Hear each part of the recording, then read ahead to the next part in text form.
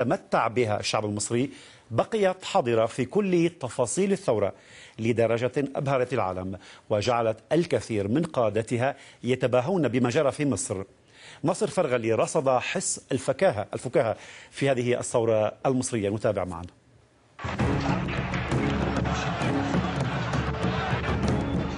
ثار يثور ثورة فهو ثائر وهم ثوار.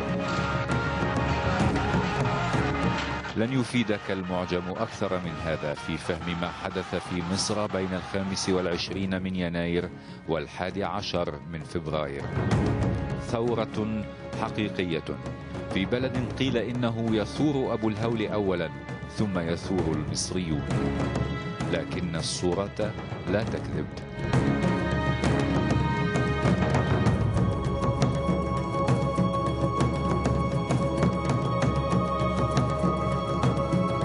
هم بالجموع، بالملايين، بالتحدي، بالنار التي لم تكن بردا ولا سلاما، والماء الذي أريق عكس وظائفه لغرض ليس هو الحياة، بالأسماء والوجوه والبشر في مواجهة أجهزة أمن منزوعة الملامح.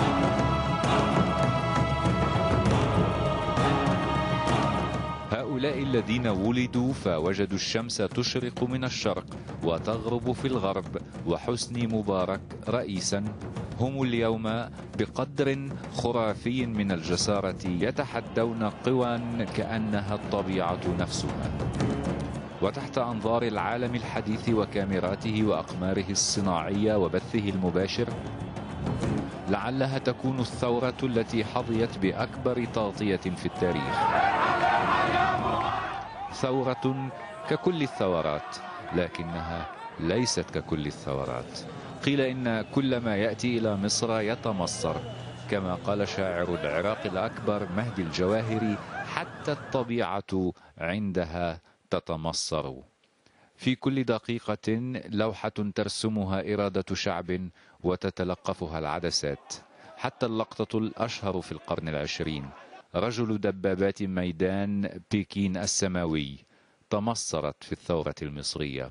أفلا تتمصر الثورة؟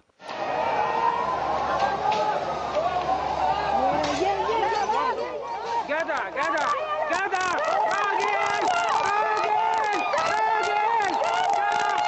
لنبدأ من جديد.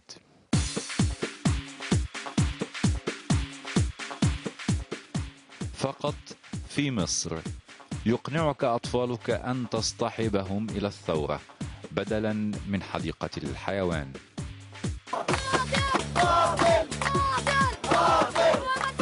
فقط في مصر يمكن لجينيس أن يسجل أصغر قائد لمظاهرة ثورية، طفل مصري عمره 7 سنوات.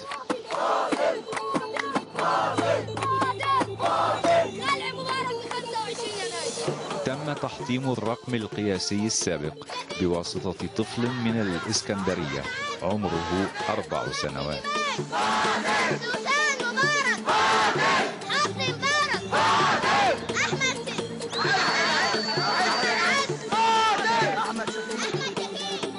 ميدان التحرير يستعيد اللقب، أصغر ثائرة في العالم. تتعلم الثورة قبل أن تتعلم الكلام، فقط في مصر.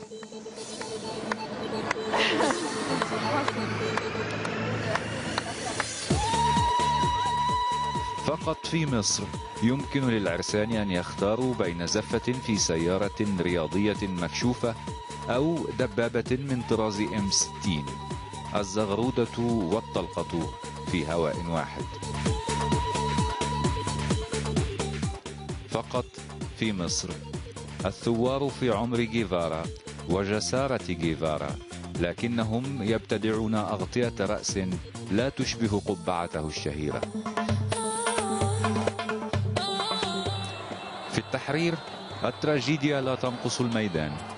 انتهز إذن هدوءا نسبيا بين هجوم للأمن المركزي وآخر للبلطجية اللامركزيين وارتجل قليلا من الكوميديا كأن تلعب شخصية رفيق من ثوار الهند.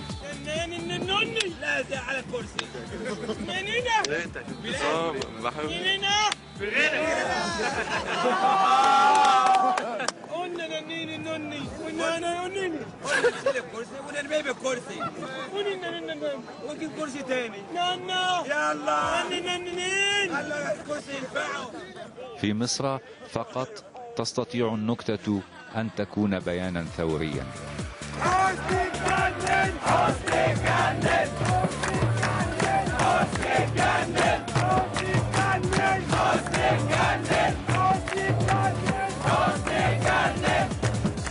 سقوط بن علي في ساعتين بعد وصول المظاهرات إلى تونس العاصمة جعل 18 يوما من صمود مبارك تبدو وكأنها الدهر.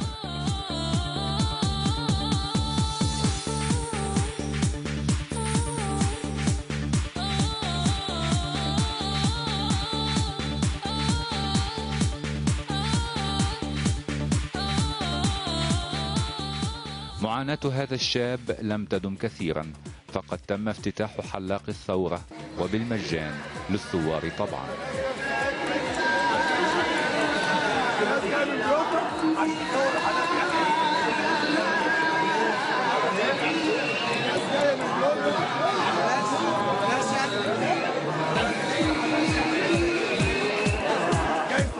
تساءل الثوار ما إن كان تشبث النظام خارقا للطبيعة، فأضافوا للعمل الثوري ما لم يرد في أي كتيب إرشادات لأي ثورة سابقة: حفل زار ثوري لصرف رئيس ملتصق.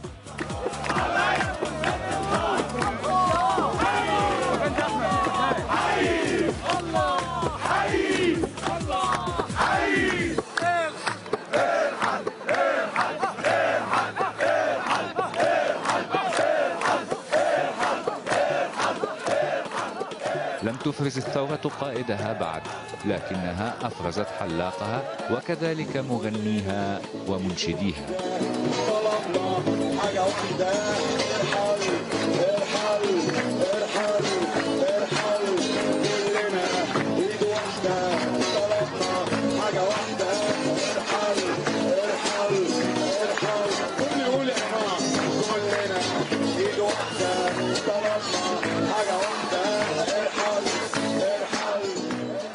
وفي مصر فقط يمكن أن تثور وأن تصور فيديو كليب في آن واحد.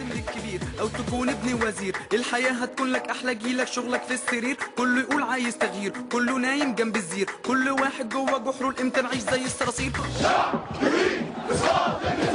الناس بتموت وأنا مالي، تتهد بيوت، إيه جرالي والعمر يفوت، بالي خالي سيبني في حالي وهم عيالي. يمكنك أيضا أن تثور وأن تصور فيديو كليب وأن تشاركك فيه بأخوة ثورية، مظاهرة مليونية فقط في مصر.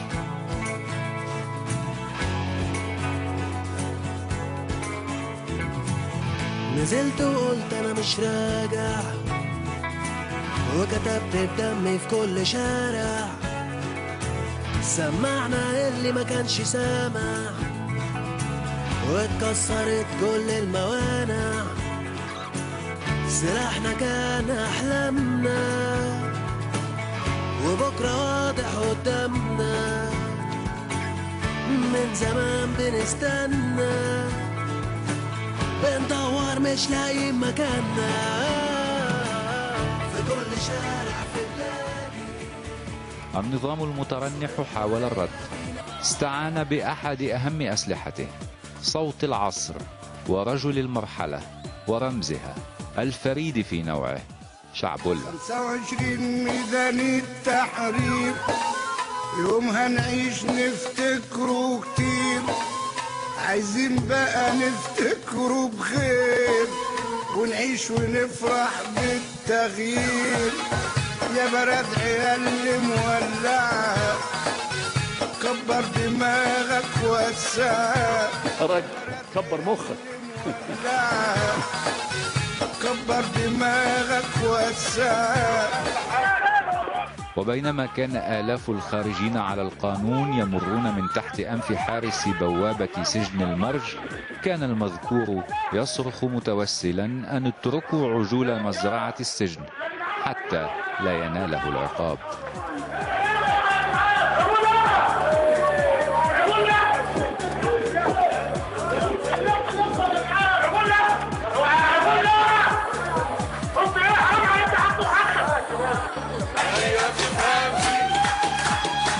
أما مفجر الثورة المصرية الشاب فقد ضبط أخيرا يرقص ويضحك في غرفة عملياته بين أصدقائه سعيدا بالانتصار، وكان كل مرة يلتقي كاميرات التلفزيون يبكي.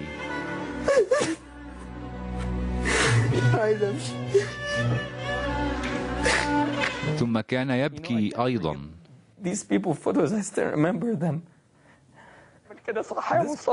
ثم كان يبكي أيضا كذلك. فمحدش يزايد علينا أرجوك. وفي مصر فقط البعير هو نفسه القشة، وقد تمر الألفية الثالثة بكاملها وربما الرابعة أيضا دون أن يأتي مشهد بهذا القدر من الخرافية والخرف والحماقة والطرافة في آن معا. إن لغز الثورة الباقي هو من العبقري الذي فكر بمواجهة اللابتوب في 2 فبراير بديوان امرئ القيس. مكر مفر مقبل مدبر معا كجلمود صخر حطه السيل من علي. وهل صحيح أنه مصاب بلوثة يسميها النفسانيون لوثة أصحاب الفيل؟ وهل شائعة إدمانه على مشاهدة فيلم الساموراي الأخير 3 مرات قبل النوم هي شائعة صحيحة؟ يحدث فقط في مصر. هناك ثورات مخملية، وهناك ثورات حمراء وأخرى بيضاء، وهناك ثورة الياسمين. كان على الثورة وهي تمر في مصر أن تدرك أنها ستتغير وإلى الأبد. فالمصريون علموا الثورة كيف تكون ساحرة وساخرة، دامية ولاهية، مورة باللهب، مقدودة من تعب ومن لعب، محبة للحرية قدر حبها للحياة. هل تريدون اسما لثورة مصر؟ سموها الثورة الطاهرة.